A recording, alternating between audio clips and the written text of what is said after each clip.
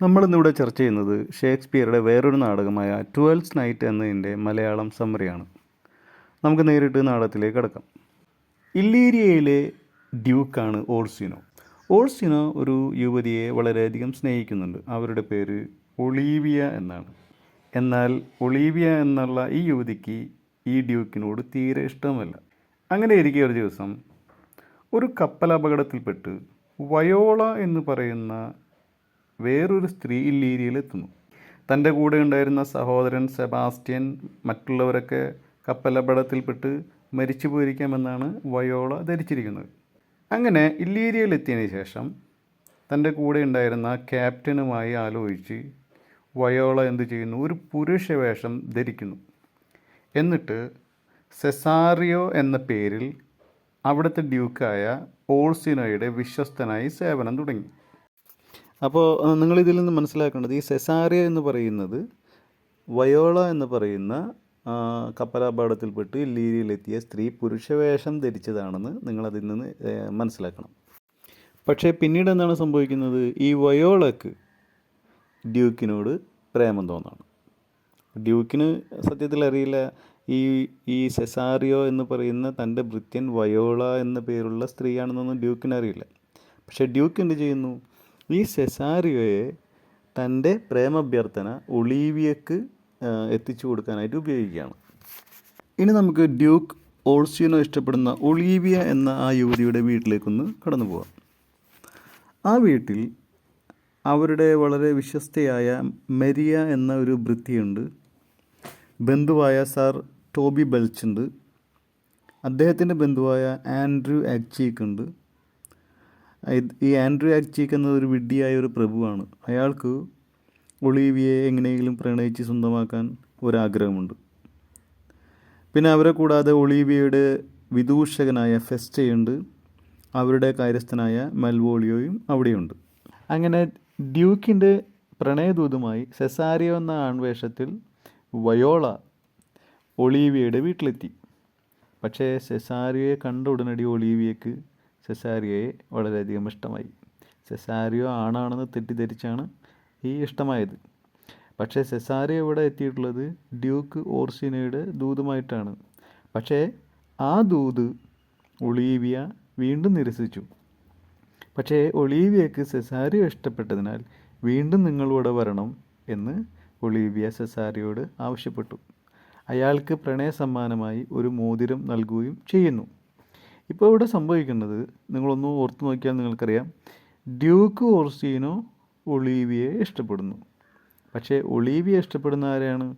ആ പുരുഷവേഷത്തിലെത്തിയ സെസാരിയോ എന്ന വയോളയാണ് ഒളീവിയ ഇഷ്ടപ്പെടുന്നത്.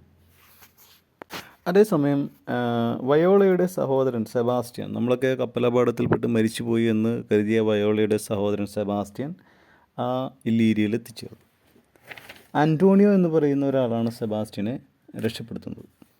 വയോളയും സെബാസ്റ്റ്യനും തമ്മിൽ ഒരേപോലെയാണ് കണ്ടാൽ. ഒരാൾക്കും അവർ തമ്മിലുള്ള വ്യത്യാസം പെട്ടെന്ന് തിരിച്ചറിയാൻ പറ്റില്ല. സെബാസ്റ്റ്യൻ ഡ്യൂക്കിൻ്റെ കൊട്ടാരത്തിലേക്ക് അവിടെ നിന്ന് യാത്രയാകുന്നു. സെബാസ്റ്റ്യൻ ചിന്തിച്ചെന്നാണ് തൻ്റെ സഹോദരിയായ വയോളയെ കപ്പലപകടത്തിൽപ്പെട്ട് മരിച്ചു പോയിരിക്കാമെന്നാണ് സെബാസ്റ്റ്യനും ചിന്തിക്കുന്നത്. അതിനിടയ്ക്ക് നമ്മൾ നേരത്തെ ചർച്ച ചെയ്ത ഒളീവിയയുടെ വീട്ടിൽ അവിടെ നടക്കുന്നത് എന്താണെന്ന് നോക്കാം.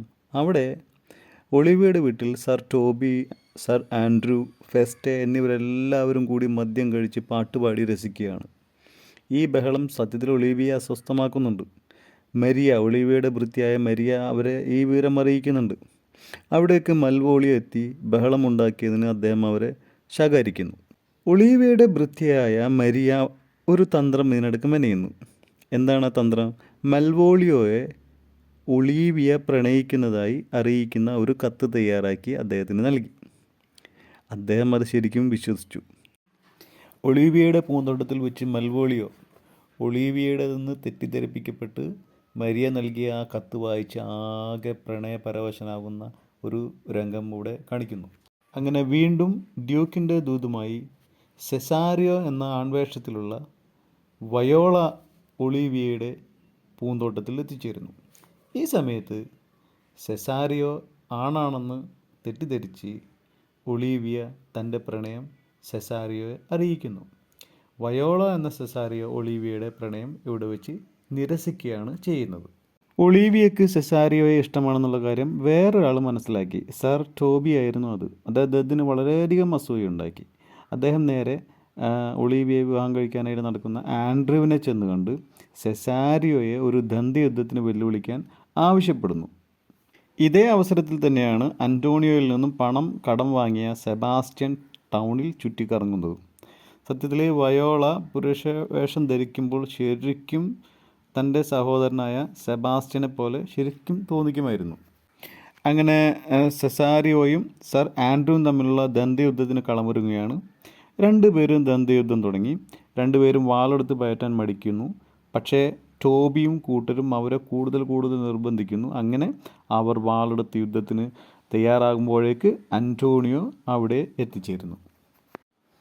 അന്റോണിയോ സെസാരിയോയെ കണ്ട് സെബാസ്റ്റ്യൻ ആണെന്ന് തെറ്റിദ്ധരിക്കുന്നു. അങ്ങനെ അന്റോണിയോ പറയുന്നു, ഈ സെസാരിയോയ്ക്ക് പകരം ഞാൻ യുദ്ധം ചെയ്യാമെന്ന് അന്റോണിയോ പറയുന്നു. ആ സമയം ഡ്യൂക്കിൻ്റെ പോലീസ് അവിടെ എത്തി അന്റോണിയോയെ അറസ്റ്റ് ചെയ്യുന്നു. അറസ്റ്റ് ചെയ്ത് കൊണ്ടുപോകുമ്പോൾ അന്റോണിയോ സെസാരിയോയെ സെബാസ്റ്റ്യനാണെന്ന് തെറ്റിദ്ധരിച്ച് പണം മടക്കിത്തരാൻ ആവശ്യപ്പെടുന്നു. സത്യത്തിൽ സെസാരിയോയ്ക്ക് ഇതൊന്നും മനസ്സിലായില്ല. അങ്ങനെ ഒളീവിയയുടെ വീടിനടുത്ത് വെച്ച് വിദൂഷകനായ ഫെസ്റ്റോ സെബാസ്റ്റ്യനെ അവിടെ വെച്ച് കാണുന്നു. അദ്ദേഹം സെബാസ്റ്റ്യനെ സെസാരിയോ ആണെന്ന് തെറ്റിദ്ധരിക്കുന്നു. അവിടേക്ക് സർ ആൻഡ്രൂവും സർ ടോബിയും അവിടെ എത്തുന്നു. അവരും തെറ്റിദ്ധരിക്കുന്നു. അവിടെ വെച്ച് വീണ്ടും ആൻഡ്രൂവും സെബാസ്റ്റ്യനും തമ്മിൽ കലഹമുണ്ടാകുന്നു. അവിടെ എത്തിയ അന്റോണിയോ ഈ യാഥാർത്ഥ്യം മനസ്സിലാക്കി അവരെ പിന്തിരിപ്പിക്കുന്നു. ഒടുവിൽ അവിടെ എത്തിയ ഒളീവിയയ്ക്കും അതേ തെറ്റുകൾ പറ്റുന്നു. അവരും സെബാസ്റ്റ്യനെ കണ്ട് സെസാരിയോ ആണെന്ന് തെറ്റിദ്ധരിക്കുന്നു. മറ്റുള്ളവരെ പറഞ്ഞയച്ചിട്ട് ഒളീവിയ നേരെ സെബാസ്റ്റ്യനെ വീട്ടിലേക്ക് ക്ഷണിക്കുന്നു. ഒരു കാര്യം മനസ്സിലാക്കാതെയാണെങ്കിലും സെബാസ്റ്റ്യൻ ഒളീവിയയുടെ പിന്നാലെ വീട്ടിലേക്ക് പോകുന്നു.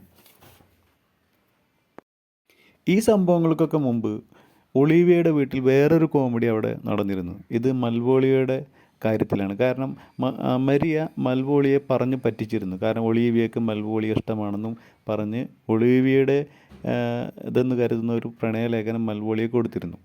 ഈ സമയം ഒളീവിയ മരിയയോട് മൽവോളിയെ വിളിക്കാൻ പറയുന്നു. എന്നാൽ മരിയ പറയുന്നു മൽവോളിയുടെ സ്വഭാവത്തിൽ എന്തോ കാര്യമായ മാറ്റമുണ്ടെന്ന് ഒളീവിയെ അറിയിക്കുന്നു. അങ്ങനെ മൽവോളിയ എത്തിയപ്പോൾ വളരെ വിചിത്രമായ വേഷ സംവിധാനത്തോടെ ഒളീവിയയുടെ അടുക്കൽ വന്ന് ഒളീവിയയുടെ കാമുകൻ്റെ മട്ടിലാണ് പെരുമാറിയത്. ഇത് കണ്ട് ഒളീവിയ ആകെ അന്താളിച്ചു. ഈ മൽവോളിയക്ക് എന്തോ മാനസിക പ്രശ്നമാണെന്ന് തെറ്റിദ്ധരിച്ച് ഒളീവിയ മൽവോളിയയെ സർ ടോബിയെ ഏൽപ്പിക്കുന്നു. ടോബി ആണെങ്കിൽ അയാളെ ഉടനടി കൊണ്ടുപോയി ഒരു ഇരുട്ടുമുറിയിൽ അടച്ചിടുന്നു. മൽവോളിയയെ ടോബി ഒരു ഇരുട്ടുമുറിയിൽ അടച്ച കാര്യം എല്ലാവർക്കും അറിയാവുന്ന കാര്യമാണല്ലോ. ഇതേ സമയം ഒളീവിയയുടെ വീട്ടിലെ മൽവോളിയെ ഇരുട്ടുമുറിയിൽ ഫെസ്റ്റെ സന്ദർശിക്കുന്നു. ആദ്യം ഒരു പുരോഹിതൻ്റെ വേഷത്തിലും പിന്നീട് തൻ്റെ സ്വന്തം രൂപത്തിലും. മൽവോളിയയുടെ ഒരു കത്ത് ഒളീവിയയ്ക്ക് എത്തിക്കാമെന്ന് ഈ വിദൂഷകൻ സമ്മതിക്കുന്നു. ഇതേ സമയം ഒളീവിയയുടെ പൂന്തോട്ടത്തിൽ സെസാരിയോ എന്ന് തെറ്റിദ്ധരിച്ച് സെബാസ്റ്റ്യന് വലിയ സ്വീകരണമാണ് കിട്ടിയത്. സെബാസ്റ്റ്യന് ആകെ അതിശയം തോന്നി. കാരണം ഞാനൊരു അപരിചിതനായിട്ടും ഒളീവിയ ഇത്രയും സ്നേഹത്തോടെ എന്നോട് പെരുമാറുന്നത് എന്താണെന്ന് അയാൾക്ക് അത്ഭുതമായി. ഒളീവിയ ഉടനടി ഒരു പുരോഹിതനുമായി എത്തി വിവാഹത്തിന് മുമ്പുള്ള മനസ്സമ്മതത്തിന് തയ്യാറാകണമെന്ന് സെബാസ്റ്റ്യനോട് ആവശ്യപ്പെടുന്നു. സെബാസ്റ്റ്യൻ ഇപ്പോഴും അതിശയം വിട്ടുമാറിയില്ല. എങ്കിലും സെബാസ്റ്റ്യൻ അതിന് സമ്മതം മൂളുന്നു. ഈ സമയത്ത് സെസാരിയോ ആയി ആൺവേഷം ധരിച്ച വയോള അവിടെ എത്തിച്ചേരുന്നു. ഈ സമയത്ത് അവിടെയുള്ളവർക്ക് ആരാണ് സെസാരിയോ ആരാണ് സെബാസ്റ്റ്യൻ എന്ന് ശരിക്കും ചിന്താകുഴപ്പം ഉണ്ടാവുന്നു. ഒളീവിയയ്ക്ക് ഉടനടി മനസ്സിലായി താൻ സെസാരിയോടല്ല സെബാസ്റ്റ്യനോടാണ് മനസ്സമ്മതം നടത്തിയതെന്ന് ഒളീവിയയ്ക്ക് മനസ്സിലായി. എന്നാലും ഒളീവിയയ്ക്ക് അതിൽ വളരെയധികം സംതൃപ്തിയാണ് തോന്നിയത്. ഈ സമയത്ത് ഡ്യൂക്ക് ഓർസിനോ അവിടെ എത്തിച്ചേർന്നപ്പോൾ അദ്ദേഹത്തിന് മനസ്സിലായി തനിക്ക് ഒളീവിയെ കിട്ടില്ല. എങ്കിലും അദ്ദേഹത്തിന് അതിൽ വിഷമമുണ്ടായില്ല. കാരണം തന്നെ ജീവന തുല്യം സ്നേഹിക്കുന്ന വയോള, അവളെ മതി എനിക്ക് എന്ന അവസ്ഥയിൽ എത്തിച്ചേരുന്നു. ഞാൻ സ്നേഹിക്കുന്ന ഒളീവിയല്ല, എന്നെ സ്നേഹിക്കുന്ന വയോളയാണ് അവളെയാണ് ഞാൻ കൂടുതൽ പരിഗണിക്കേണ്ടതെന്ന് ഡ്യൂക്കിന് അവിടെ വെച്ച് മനസ്സിലായി. ആ സമയത്ത് മൽവോളിയോയുടെ കത്ത് ഒളീവിയയ്ക്ക് കിട്ടുന്നു. ചിരിച്ചുകൊണ്ട് അവർ മൽവോളിയെ വിളിപ്പിക്കുന്നു. മൽവോളിയോക്ക് തനിക്ക് പറ്റിയ അമളി അപ്പോഴാണ് മനസ്സിലായത്. തന്നെ തെറ്റിദ്ധരിപ്പിക്കുകയായിരുന്നു മരിയ എന്ന് മനസ്സിലായി. സർ ടോബി മിടുക്കിയായ ആ ഭൃത്യയെ, ഒളീവിയയുടെ ഭൃത്യയായ മരിയയെ വിവാഹം ചെയ്യുന്നു. അങ്ങനെ എല്ലാം ഏതാണ്ട് തെറ്റിദ്ധാരണ മൂലം ഉരുത്തിരിഞ്ഞ ആ കോമഡി വളരെ സന്തോഷത്തോടെ അവിടെ അവസാനിക്കുന്നു. ക്രിസ്തുമസ് കഴിഞ്ഞുള്ള 12ാമത്തെ ദിവസമായ എപ്പിഫനി, അതായത് കിഴക്ക് നിന്ന് 3 രാജാക്കന്മാർ ഉണ്ണിയേശുവിനെ സന്ദർശിക്കുന്ന ആ ദിവസം സംബന്ധിച്ച ആഘോഷത്തിന് നടത്താൻ തീരുമാനിച്ചിരിക്കുന്ന നാടകം എന്ന നിലയിലാണ് ട്വൽത്ത് നൈറ്റ് എന്ന ഈ നാടകത്തിന് പേര് നൽകിയിരിക്കുന്നത്. ഒരു റൊമാൻറ്റിക് കോമഡിയുടെ എല്ലാ ചേരുവകളും ഇതിലുണ്ട്. അത് നടക്കുന്നത് വളരെ മുമ്പാണ്. അതുപോലെ വളരെ ദൂരെയുള്ള സ്ഥലത്താണ്, ഇല്ലീരിയയിൽ. കപ്പൽ തകർന്ന് തീരെ അപരിചിതമായ സ്ഥലത്താണ് വയോളയും സെബാസ്റ്റ്യനും എത്തിച്ചേരുന്നത്. പക്ഷെ അവിടുത്തെ ഡ്യൂക്കിനെ പറ്റി കേട്ടപ്പോൾ അവൾക്ക് മനസ്സിലായി അയാൾ തൻ്റെ പിതാവിൻ്റെ സുഹൃത്തായിരുന്നുവെന്ന്. ഒട്ടും പരിചിതമല്ലാത്ത ആ സ്ഥലത്ത് തങ്ങളുടെ യൗവന സ്വപ്നമായ പ്രണയം പൂത്തുലഞ്ഞ് ദാമ്പത്യത്തിലൂടെ ജീവിതത്തിൻ്റെ വസന്തത്തിലേക്ക് പ്രവേശിക്കുകയാണ് സെബാസ്റ്റ്യനും വയോളയും. പ്രണയവും വിനോദവും സംഗീതവും ഇഴചേർന്ന് കാണികളെ രസിപ്പിക്കാൻ ഉതകുന്ന നല്ലൊരു കോമഡിയാണ് ട്വൽത്ത് നൈറ്റ്.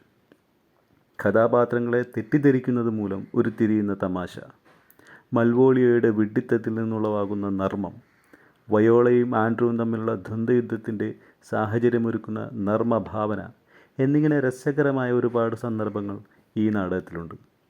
തൻ്റെ സഹോദരൻ്റെ വേർപാട് മൂലം 7 വർഷം താൻ വിവാഹം കഴിക്കാതെ കാത്തിരിക്കുമെന്ന് പറയുന്ന ഒളീവിയ, പുരുഷനായി വേഷമിട്ട് വന്ന വയോളയെ കണ്ടപാടെ പ്രേമബദ്ധമാകുന്നത് സ്ത്രീയുടെ ചപല സ്വഭാവത്തെ വിളിച്ചോടുന്ന മറ്റൊരു നർമ്മ സന്ദർഭമാണ്. മനുഷ്യൻ്റെ വിഡ്ഢിത്തങ്ങളെ തുറന്നുകാട്ടുന്ന ഒട്ടേറെ സന്ദർഭങ്ങളുണ്ടെങ്കിലും മനുഷ്യകുലത്തെ മൊത്തത്തിൽ ഈ കൃതി പരിഹസിക്കുന്നില്ല.